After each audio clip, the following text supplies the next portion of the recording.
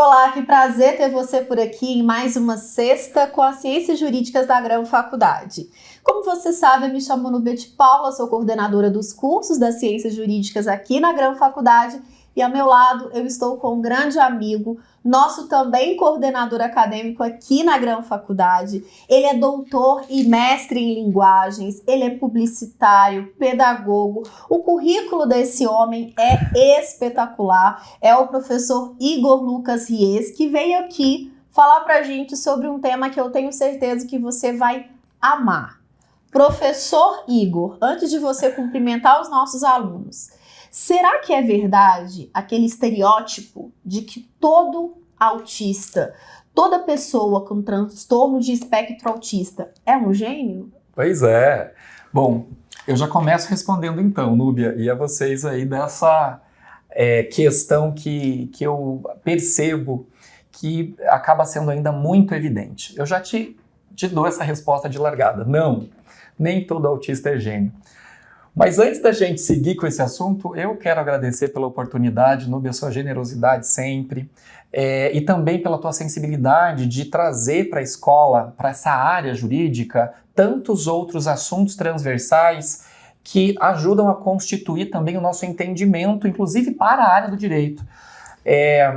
A área do direito, a área da gestão, a área da tecnologia, da educação, todas elas conversam e convergem para que nós possamos compreender a sociedade e fazer com que todas essas questões e problemas sociais com os quais nós convivemos nas nossas famílias, nos ambientes que nós atuamos profissionalmente ou nos ambientes com os quais nós nos relacionamos de maneira social, enfim, mas que a gente possa olhar para tudo isso com um olhar cidadão, com um olhar humano, e para que a gente possa compreender que a nossa formação enquanto profissional, e nós estamos aqui numa instituição trabalhando arduamente, esse time de coordenadores, toda a equipe de coordenação acadêmica, pedagógica, regulatória, enfim, para que a gente possa entregar uma educação de muita qualidade para que esses cidadãos profissionais desse mercado fiquem atentos a essas questões.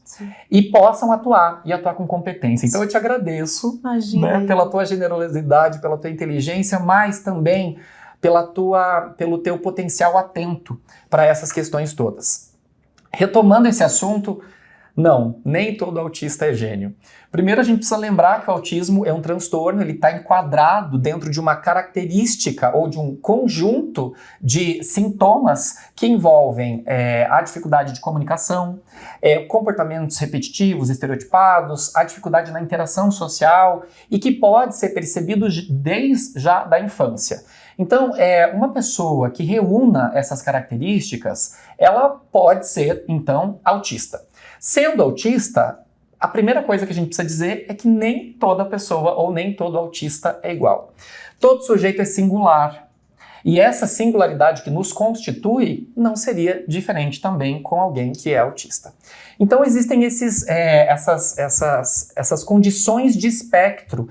Então essas potencialidades ou dificuldades que eu acabei de relacionar, elas podem ir de um nível mais brando a um nível de necessidade de suporte mais severo ou mais alto. E isso tudo vai ser específico, de pessoa para pessoa. Inclusive esse possível potencial de genialidade, né? Quando a gente fala de autista e de gênio, é importante fazer um resgate social, inclusive na tecnologia também dessa genialidade, que vem das primeiras caracterizações dadas às pessoas com síndrome de Savant. Savant é uma palavra da língua francesa que significa sábio. O savant é o sábio. Então seria essa síndrome do sábio. O sábio, então, entendido como aquela pessoa que apresentava ou que apresenta inúmeras habilidades consideradas atípicas, né, por um cérebro típico, então, especialmente relacionadas, então, à condição de uma memória extraordinária. Então, essa genialidade vinha pelo fato da pessoa poder memorizar muitas coisas, mapas, cidades, países, números, livros, páginas específicas que estavam escritas determinadas frases, enfim, uma memorização para aquilo, ou então uma genialidade para o cálculo, para habilidade musical, artística, esportiva e assim por diante.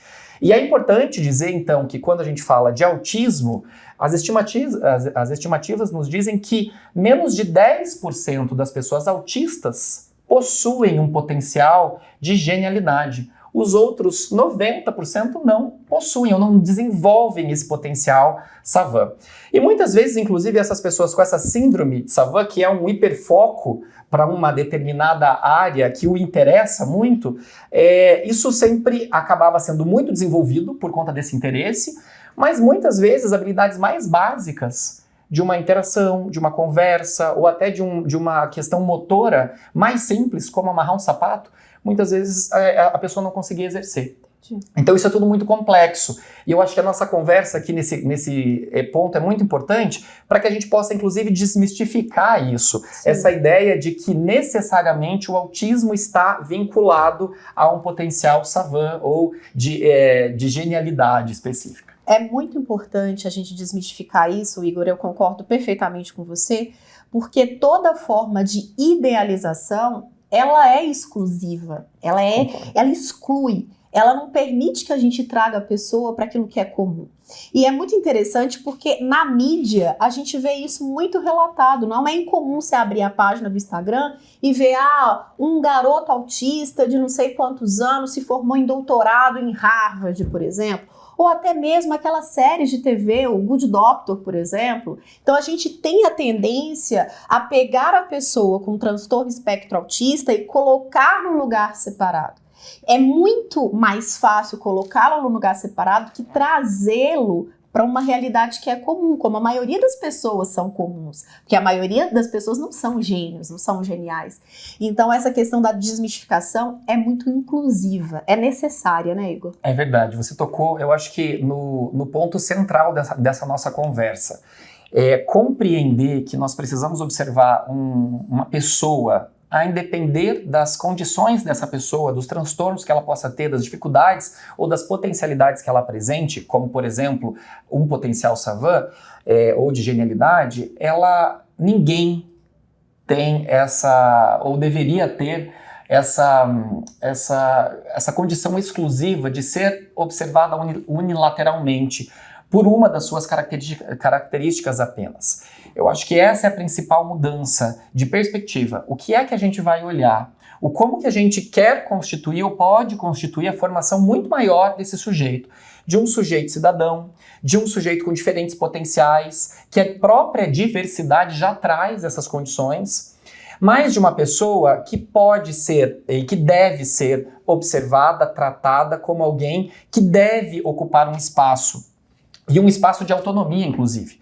Então a gente começa a perceber que a gente ressignifica um pouco daquilo que a gente entende como vulnerabilidade. Isso significa que cada pessoa traz ou carrega as suas próprias vulnerabilidades. Cada indivíduo tem as suas. A gente não fala da vulnerabilidade, mas das vulnerabilidades que cada grupo ou cada pessoa, que cada história, que cada condição cultural, social, demográfica, econômica, enfim, vai reunir para a formação de alguém. Sim. Então isso tudo quando a gente vai falar do autismo, também é diferente. Sim. A vulnerabilidade da pessoa autista é diferente da vulnerabilidade do homem, é diferente da vulnerabilidade da mulher, Sim. ou é diferente da vulnerabilidade de outros tipos de deficiência e assim por diante. A partir do momento que a gente quebra um pouco dessas estruturas que trazem essa armadilha da padronização, a gente consegue respeitar Sim. aquele indivíduo. Sim. E se a gente respeita, as políticas públicas acabam sendo reorganizadas, revistas, para que a gente possa atender a política pública, a questão da educação, o acesso à saúde e o acesso principalmente a um espaço do convívio social. Porque essa transformação precisa ser social. Antes necessariamente da política pública, que deve, sim, tem obrigação de fomentar programas para que tudo isso seja revisto, mas nós mesmos, enquanto cidadãos, também precisamos entender, compreender tudo aquilo que acontece, porque essas pessoas estão do nosso lado. Sim. Essas pessoas estudam nas mesmas escolas, essas pessoas utilizam o mesmo espaço público. Sim. E muitas vezes não são ali respeitadas. A partir do momento que a gente começa a compreender tudo isso, é que a gente pode também rever os critérios de autonomia por uma empregabilidade. Então, se eu entendo que é uma pessoa autista, pode ser que eu compreenda, então, o que é um profissional autista. Exatamente. E quando eu compreendo, entendo quais são as especificidades dessa pessoa, eu vou poder empregar, eu vou poder desenvolver, eu vou poder construir a autonomia, a individualidade dessas pessoas, porque foi entregue para elas, está sendo entregue para elas todo esse conjunto de uma nova compreensão do que é essa essência. Por isso que o teu tema é interessante, a gente afastar essa ideia da genialidade. Sim. É muito legal quando a gente olha para a televisão e a gente vê lá o filme do Rayman, Uma Mente Brilhante, o próprio The Good Doctor, Temple Grandin, enfim, eu poderia enumerar várias aqui histórias, a Advogada Extraordinária, que é uma série que inclusive está aqui no contexto da área jurídica e que eu sugiro que assistam também. Todas elas são muito bacanas, porque, primeiro, elas trazem visibilidade ao tema. No entanto, de algum modo, elas também acabam, tanto quanto, reforçando um estereótipo, Sim. que ele não é pleno. Sim. Então, nem sempre a advogada vai ser extraordinária. Exatamente. Nem sempre o médico vai ser brilhante daquela forma. Eu até sugiro para quem está, vocês que estão aqui participando dessa conversa tão importante conosco, uma série que se chama Atypical. Ela traz a vida de um estudante de ensino médio, que ele tem por objetivo construir a sua própria autonomia na escola. E ele não traz esse personagem, apesar de ser um personagem, eu acho que essa série ela presta um bom serviço porque ela não aborda nenhum potencial genial daquela pessoa. Sim. Bem pelo contrário, ela aborda a vida cotidiana.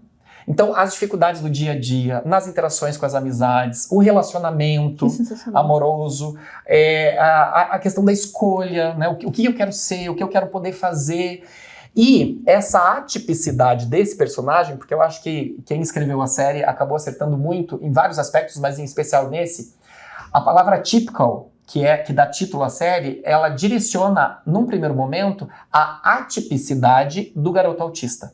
No entanto, ela revela as múltiplas atipicidades da sociedade, da família, do pai, da mãe, da irmã, do professor, do amigo, que de repente a gente olha para tudo aquilo e se depara com um mundo que é por si só atípico. E a gente se pergunta, quem é atípico ali então? Né? Até que ponto o Sam com o autismo é atípico? E por que aquilo é mais atípico do que todas as nossas crises e momentos da vida que a gente também precisa aprender a lidar com tudo aquilo? Verdade. Então, fica aí a dica para vocês também. Essa série é bacana. Que dica sensacional. Que dica maravilhosa. E a gente precisa normatizar e normalizar as situações, né, Igor? Porque eu acredito que é uma dupla vitimização. Se você coloca esse peso tão grande numa pessoa que tem um transtorno de espectro autista, que ele, além disso, ele é um gênio. Sim. Porque quem diz que ser um gênio é algo que é sempre prazeroso, é Sim. algo que é sempre inclusivo. Sim. Nem muitas vezes, não é? Sim. Não é? A maior parte das pessoas que desenvolvem esse hiperfoco, e se o potencial genial, da genialidade, ou a síndrome de Savant, ela está presente em menos de 10% das pessoas com autismo, o hiperfoco é muito presente. Não necessariamente esse hiperfoco ele vai fazer com que a pessoa desenvolva grandes habilidades para aquele determinado assunto que o interessa. Mas isso faz com que seja a partir daquele foco maior que ela consiga desenvolver outras habilidades. Sim. A gente precisa compreender que isso existe, porque muitas vezes é nessa compreensão daquilo que é interessante para a pessoa que se estabelece uma relação, Sim. que se educa, que se inclui Sim. e assim por diante. Então eu acho que mais do que pensar na genialidade ou qualquer outro adjetivo dessa forma é entender que nós somos sujeitos do nosso próprio desenvolvimento e enquanto autista ou enquanto qualquer outra categoria de grupo que nós possamos enquadrar alguém, e aqui o que nós mais queremos é afastar esses enquadramentos e poder compreender o sujeito como principalmente um sujeito discursivo. Sim. Porque o sujeito discursivo, aí a gente resgata até Foucault, é uma literatura da área jurídica também, ele vai dizer que o nosso poder se constitui pelo discurso. Adoro. A partir do momento que eu sou visto, e se eu sou visto, eu sou ouvido, eu não sou invisibilizado, é o meu potencial discursivo que me traz um lugar de poder para a sociedade. Sim. Então eu acho que muito menos interessante do que padronizar é ter a segurança de que essas pessoas precisam ser compreendidas, vistas e que haja um espaço social para que, a partir do seu próprio discurso, Porque nós estamos aqui discutindo sobre autismo. Sim. Mas quem mais sabe de autismo é o próprio autista. É ele que precisa ocupar esse espaço social, é ele que vai ocupar o espaço do trabalho, é ele que vai mudar os produtos, os serviços, a condição de nós lidarmos com a sociedade para que essa transformação social possa acontecer no seu tempo, mas também trazendo a oportunidade para que, de novo, essas pessoas tenham um espaço na sociedade inclusivo em todos os seus aspectos, mas principalmente um espaço discursivo, que é aquele que traz potencial para mim, para você, para qualquer pessoa que pode estar aqui. Nós somos muito privilegiados. Sim. Nós estamos aqui na frente de uma câmera, nós estamos trabalhando com educação, nós temos um lugar de fala que muitas pessoas lá atrás já conquistaram. Verdade. Autistas hoje estão também conquistando esse espaço para que eles ocupem essa bancada. E eles também, sobre si, sobre a sociedade, possam expressar o seu modo de ser.